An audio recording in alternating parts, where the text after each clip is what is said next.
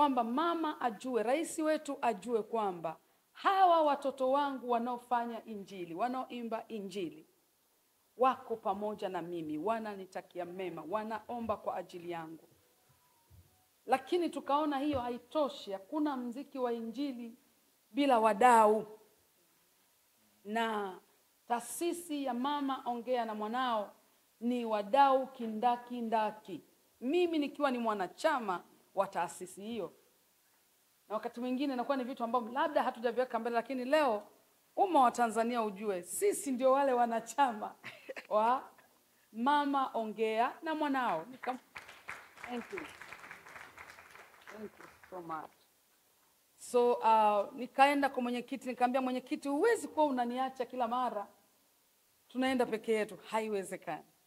Na kama kuna taasisi ya ajabu na yenye nguvu sana nchi hii, ni taasisi ya Mama Ongea na Mwanao, ambayo inawaleta Watanzania wote. Wacha nirudie, labda kuna mtu haelewi, labda kuna mtu anadhani Steve huwa anapiga siasa, lakini Steve anawaleta watu pasina kuangalia dini, imani, kabila, rangi.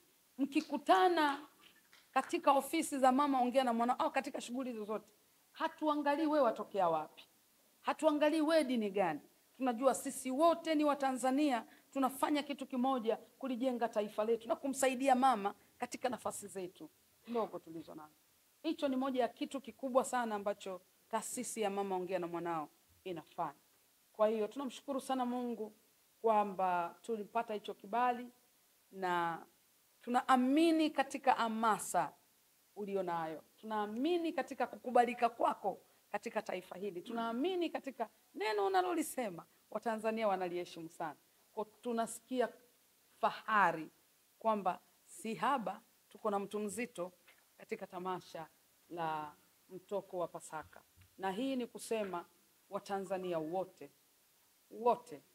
pasina kuangalia dini yako, pasina kuangalia watokea wapi, tunakaribishwa tukamfurahie Mungu na tukamwombee Mungu kupitia mziki tarehe 20 mwezi wa 4. Nazungumzia Jumapili ijayo. Tarehe 20 ndiyo siku ya Pasaka yenyewe na ndiyo siku ya mtoko wa Pasaka. Inabidi hiyo siku iwe branded kama mtoko wa Pasaka Day. Kabisa.